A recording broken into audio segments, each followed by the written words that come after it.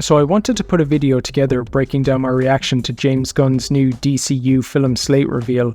I was a little late putting this one together, but while I touched on the new Slate in my other video, I never actually spoke about these projects in depth. There's some really strange choices here, and I want to talk about which ones have me interested and which ones have left me a little bit confused.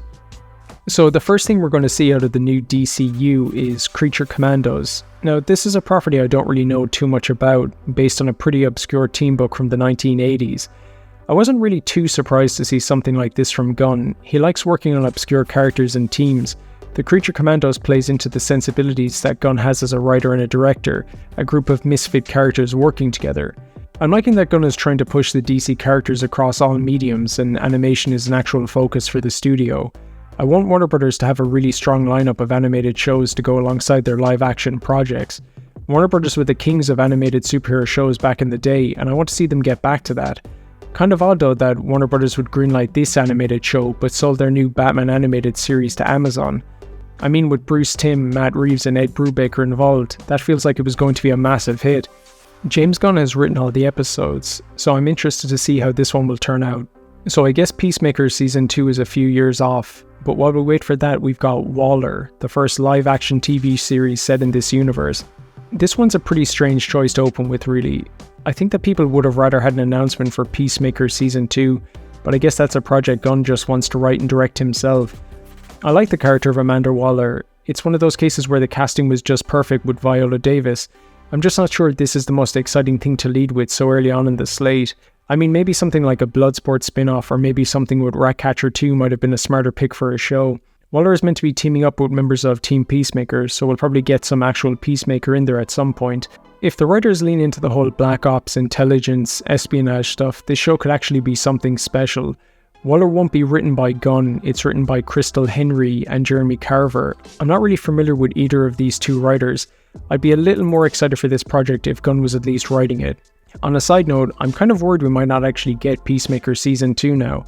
I mean, when is Gunn going to get the chance to work on that property with him writing and directing a Superman film due out in 2025? At the earliest we might see Peacemaker Season 2 by 2026, maybe, but by then it'll be 4 years between seasons. That's not exactly building on the momentum of the first season. Superman Legacy. I touched on this one in my other video. While I'm really not a fan of Henry Cavill being let go from the role, I am interested to see what James Gunn will do with Superman. From the tweets I've seen from Gunn and some of the comments he's made, he looks to understand both the Superman and Clark Kent sides of the character. Gunn has said that the film has to be its own thing, and honestly, I think that's the best way to approach it. You need to totally change the tone and perception of Superman. This film needs to be a total reinvention of Superman on the big screen. And by reinvention I mean it has to be the complete opposite of what Zack Snyder did with the character. It needs to be bright, it needs to be colourful, and most of all it needs to be hopeful. What has me interested are some of the rumours that have been floating around, like having Krypto the super dog being in there, and honestly if this film is going in that direction, a heavy influence of Silver Age Superman is a good way to differentiate this Superman from the other ones. And if that is what Gunn is doing, drawing inspiration from the Silver Age of Superman comics, I want him to go all in on that. I want cameos from the Legion, I want Clark Kent to have been Superboy in Smallville long before he became Superman. Just go nuts with it. Gunn looks to really appreciate the more outlandish stories and characters from the comics, and I think that should be the kind of thing he leans into when he's working with Superman. A lot is riding on this film. Superman Legacy is the first film in the new DCU, and it really has to be a success. There's just no way around it. This film has to do really well commercially, and it has to be critically well received. Warner Brothers really can't have any more mediocre or just bad superhero films anymore. Financially, they just can't afford to. This has to be Gunn's best foot forward, not just to get people on board for this new Superman, but to get them sold on the idea of this new DC universe he's creating. People need to come out of this film not just excited to see more Superman films, but more DC shared universe films as well. This is the project where Warner Brothers will try to win back some goodwill with audiences and turn the perception of DC on film as a brand. After Superman Returns and Man of Steel, if this film doesn't work and bring in the numbers at the box office that Warner Brothers wants, I think this is going to be the last Superman film we might see for a very long time. Actually, I think if this one doesn't do the numbers Warner Brothers wants, this new DC universe might be over before it even starts. There's no do-overs if this doesn't work. This project is the foundational pillar of the DC universe. It has to work, or there is no shared DC universe on film.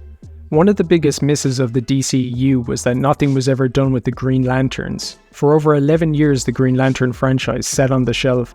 I know the 2011 film was pretty bad, but still, I don't think the franchise needed to be put into limbo for over a decade because of it. Kinda shows you the total lack of vision and imagination the previous higher-ups who were in charge of the DCEU had if they didn't see the potential in Green Lantern as a franchise. I like the idea of pairing up Green Lanterns, making a kind of crime show like True Detective out of it. Good idea pairing up Hal and John, your two best known Lanterns. Would have liked to have seen more of an origin story for Hal Jordan first though, maybe focusing on his relationship with Sinestro and how he became a villain. So I'm pretty interested in this one, just hope it actually gets further into development than the last Green Lantern show Warner Brothers tried to make. The Authority is an interesting choice. This one came out of nowhere really. I don't think anyone was expecting The Authority to be announced as a film in this slate. You know, years ago I would have said that this team never had a chance of making it to the big screen, but I guess with the popularity of shows like The Boys and Invincible, it was only a matter of time before The Authority got their own film. Of all the projects announced, this project, The Authority, feels like the perfect vehicle for James Gunn. I will be pissed if this project gets off the ground and Gunn isn't writing and directing it. To do The Authority justice, 100% this film needs to have an R rating. I'm excited for The Authority, but I'm also a little bit nervous about it too. My first question when I heard the announcement that The Authority would be part of the DCU was, how does that work? How does a team like The Authority function when it exists in the same world as the Justice League? I just don't see how a team like The Authority could operate as they do and not immediately become the Justice League's biggest target. These two teams can't really coexist with each other. I mean, on its own, the Wildstorm universe literally has hundreds of characters, and for that reason alone, it should probably just be its own universe. But also, it's so tonally different from the mainline DC universe. The Wildstorm universe is tonally closer to something like The Boys or Invincible. And I know you can say that DC integrated the Wildstorm characters years ago into the DC Comics mainline universe back in the New 52 era, but here's the thing, it really didn't work then either. Characters like Midnighter and Apollo were created as kind of dark analogues for Batman and Superman.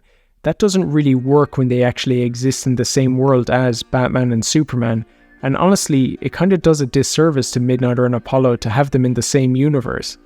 The Wildstorm characters are their own thing. They exist in a world that's tonally their own, pretty far removed from the world that Batman and Superman live in.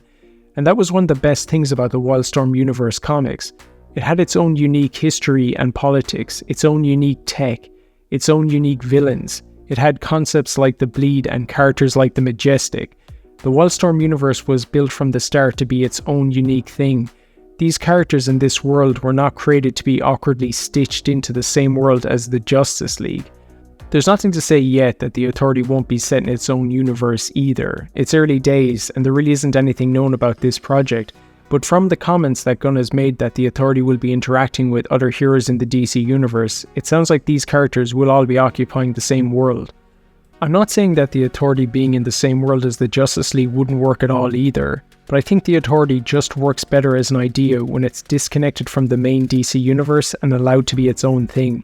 If these two teams are to meet and interact with each other, it should be in a crossover project. I like that James Gunn is trying to develop projects from all these different corners of the DC universe, but universes like Wildstorm and Milestone are so unique, I think they're just better served when they can be their own separate thing, far away from the mainline DC universe, where these characters won't be overshadowed by the more well-known characters like Batman and Superman. Paradise Island. I'm a little bit on the fence about this one. I'm kind of getting tired of superhero shows set years before the main hero actually gets on the scene. Shows like Gotham, Krypton, Pennyworth and Smallville are fine, but why not just give people a show with the main character they actually want to see instead? Considering that Wonder Woman is absent from the upcoming slate, is this really the best way to go about introducing this corner of the DC universe? Instead of making a show set on Themyscira, why not just make a show that people actually want to see with Wonder Woman instead? I mean, doesn't that make more sense? I think there'd probably be more of an audience for an action-adventure series starring Wonder Woman than a kind of Game of Thrones-style series without her. I mean, having said that, a show exploring the history of Themyscira has potential. What does a society of only warrior women look like? You can do something with that idea. If the writers get into the lore of Wonder Woman, dig into that Greek mythology, you could have something here. There's a bit of potential, but I'm finding it hard to drum up a lot of interest in a show that's deliberately removing the character I most want to see from this corner of the DC universe.